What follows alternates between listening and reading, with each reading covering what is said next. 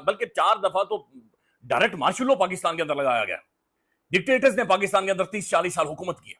तो self accountability बहुत ज्यादा जरूरी है। मोदी जी को, उनको ब्राजील ने जी हाईएस्ट सिविलियन अवार्ड दिया है। सर ये चक्कर क्या है? मोदी जी जहां जाते हैं हाईएस्ट सिविलियन अवार्ड लेकर आ जाते हैं। ठीक कहा था कि मरीन साहब क्या कोई खुद को देवी समझती हैं? ये कोई परी हैं जो उतर आई हैं? और 20 करोड़ रुपए 18 बिलियन बोर्ड के ऊपर ऐसे टाइम में जब लोग बिजली का बिल नहीं दे सकते। पाकिस्तान में लोग यानी गुर्बत की चक्की तो छोड़ें, उस चक्की से भी नीचे चक्की में चले गए।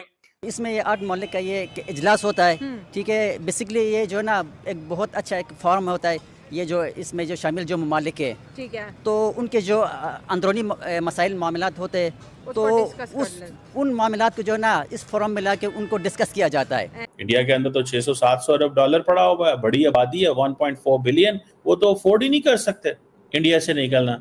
फिर वो कहते हैं जी पाकिस्तान के अंदर there is a policy unpredictability. 1971 का जिक्र किया गया है। पाकिस्तान दो लख्त हुआ था, पाकिस्तान मुल्क टूटा था। ये लोगों को लटकाना चाहिए था, इधर डी चौक में इनकी हड्डियां लटकी होती। मुल्क टूट गया था, मुल्क दो लख्त हो गया था, और उस वक्त भी हुकूमत में डिक्टेटर था। मेरे पाकिस्तानियों, दिल खून के आंसू रो रहा है। क्यों? क्या हुई? आज राष्ट्रपति जी द्वारा मुझे ब्राजील के सर्वोच्च राष्ट्रीय सम्मान से विभूषित किया जाना मेरे लिए ही नहीं बल्कि 140 करोड़ भारतवासियों के लिए भी अत्यंत गर्व और भावुकता का पल है। तो मोदी साहब को एक और दी हाईएस्ट सिविलियन अवार्ड मिल चुका है। मगर ये मोदी जो है फिर भी रुकता नहीं है ना, रुकता नहीं है।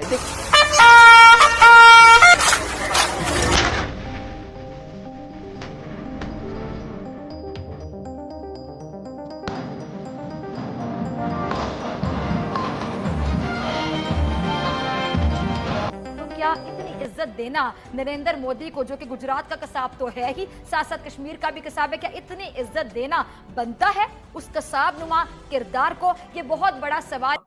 जरा गौर से देखें, बहुत माइक्रो लेवल पे सोचने वाले लोग हैं हम। रोटी कपड़ा मकान के नारे से लेके पाकिस्तान को एशियन टाइगर बनाने तक हर वजीर आजम झूठा, एक एक का नाम लेके। 10 मिलियन लोगों को वो एआई में इंडिया के अंदर 2030 तक वो ट्रेन करना चाहते हैं। पाकिस्तान में वो 2000 बंदे को भी नहीं करना चाहते, उल्टा वो बंद करना चाहते हैं। अब पाकिस्तान इसीलिए तो फिर चाइना भागता है। कह रहे कि जब ढाका में मार धाड़ जारी थी और खौफनाक सूरत बनी हुई थी, उस दौरान जब उन्हें बताया गया कि ढाका में सूरत खराब है, तो उन्होंने फोन उठाया और फोन मिलाया। अब सबने ये सोचा कि पता नहीं किधर फोन करने, और फोन उन्होंने नूर जहां को किया और कहा कि चलना किथे गया, पता नहीं कौन सा बरल गाना था, मुझे गाना सुनाओ। हालांकि पाकिस्तान कोशिश करता है कि फॉरेन कंपनियों को जरा लिफ्ट कराए काफी हद तक, लेकिन इवन देन नहीं होता, इवन देन नहीं। जय नमस्कार दोस्तों। तो दोस्तों अभी 2025 का जो दोस्तों ब्रिक्स है वो दोस्तों ब्राजील के अंदर हो रहा है, और हमारे प्रधानमंत्री श्री नरेंद्र सिंह मोदी जी भी वहाँ पे गए हुए हैं। और दोस्तों बहुत सारे कंट्री के जो लीडर हैं वो वहाँ पे आपको मिलेंगे, चाहे वो गाना हो, चाहे वो रशिया हो, चाहे वो इजराइल हो। और दोस्तों नेतन्याहू के साथ मोदी जी की फोटो देख दोस्तों काफी लोग हैरान हो गए कि ये दोनों बंदे वही हैं जो कि जितने भी टेररिस्ट ऑर्गेनाइजर है दोस्तों उनको खत्म करने का काम कर रहे हैं। अभी जैसे आपको पता होगा कि अभी भारत ने ऑपरेशन सिंदूर के दौरान पाकिस्तान में जो अटैक किया था, और उसके बाद इजराइल ने ईरान पर अटैक कर दिया। तो लोग इन सब से दोस्तों बहुत बातें बना रहे हैं मोदी जी के बारे में कि ये दोनों दोस्तों बहुत ही ज्यादा तबाही मचाने वाले बंदे हैं। और हमारे लीडर मोदी जी हमेशा जब भी कोई ऐसे मीटिंग होती है वर्ल्ड लीडर्स की, मोदी जी सबसे आगे खड़े रहते हैं। और ये काफी हमारे लिए प्राउड की बात भी है कि हमारे मोदी जी इतने वर्ल्ड के अंदर फेमस हो चुके हैं, उनको इतना फ्रेंडली ट्रीट किया जाता है, इतना ऐसे फैसिलिटीज दी जाती है। तो दोस्तों इसको देख के तो पाकिस्तान बहुत ही ज्यादा मिर्ची लगती होगी देख के। तो आइए देखते हैं कि बाकी मीडिया का इसके ऊपर क्या रिएक्शन है। ब्राजील ने जी हाईएस्ट सिविलियन अवार्ड दिया है। सर ये चक्कर क्या है? मोदी जी जहां जाते हैं हाईएस्ट सिविलियन अवार्ड लेकर आ जाते हैं, मतलब कुछ दाल में काला नजर आ रहा है। जी जी जी जी, उसको हम लोग यहाँ पे दाल मखनी कहते हैं, जो दाल काला होता है। आपके यहाँ पता नहीं, दाल तो है नहीं आपके यहाँ। तू दाल दाल मैं पात पात वाला हो गया है। Pakistan is left with only पात। देखिए, this is a recognition of India's rising stature at the international Committee of Nations। तो भारत का स्टेचर बढ़ता जा रहा है। भारत को लोग अब वो स्थान देने के लिए तैयार हैं जो भारत डिजर्व करता है। पिछले 1000 साल से भारत ने बहुत जिसे समझ लीजिए परेशानियां देखी, ब्लडशेड देखा, और उसके बाद से वो उठ नहीं पा रहा था। अपनी आइडेंटिटी, अपनी छवि को लेकर के भारत बहुत ज़्यादा जिसे कह लीजिए डाउट करने लग गया था। प्लस कुछ भारतीयों ने भी इस डाउट को और बढ़ाने का काम किया।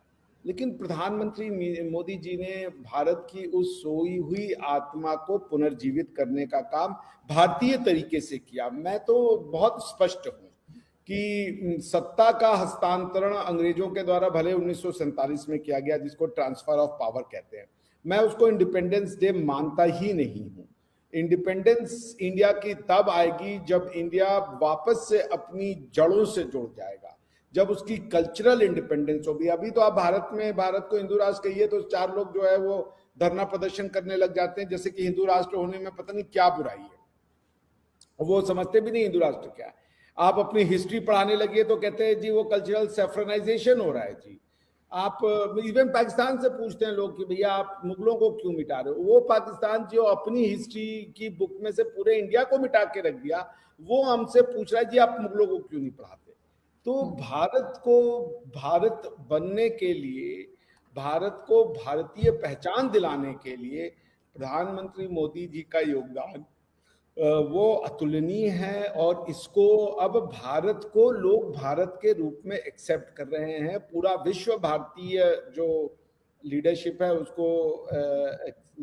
उसको अब एक तरीके से एम्ब्रेस करने को तैयार है। और भारत का प्रतिनिधित्व प्रधानमंत्री मोदी जी के व्यक्तित्व के अलावा किसी और के पास अभी संभव नहीं था। बहुत से भारतीय आएंगे जो और भी ऊंचा भारत को ले जाएंगे, मुझे पूरा इस पर भरोसा है। लेकिन आदू जी, प्रधानमंत्री मोदी जी ने भारत की जो आत्मा है उसको जगाने का है, और वो मिला है मॉरिशस की तरफ से। मॉरिशस ने प्राइम मिनिस्टर नरेंद्र मोदी को the highest national civilian award से नवाजा है। और इससे पहले आप जानते हैं कि मोदी साहब ने दी हाईएस्ट सिविल अवार्ड्स हासिल किए हैं। अब वो यूएई जाते हैं तो वहाँ से उनको अवार्ड दिया जाता है, वो सऊदी अरेबिया जाते हैं तो वहाँ पर सऊदी अरेबिया का हाईएस्ट सिविलियन अवार्ड उनको दिया जाता है, वो जापान जाते हैं तो वहाँ पर उनको अवार्ड्स दिए जाते हैं, वो रशिया जाते हैं तो रशिया का दी हाईएस्ट अवार्ड उनको दिया जाता है। वो कहीं पर भी किसी भी कंट्री में जाते हैं तो अब तक तो मेरा ख्याल ये है कि मोदी साहब के पास ढेर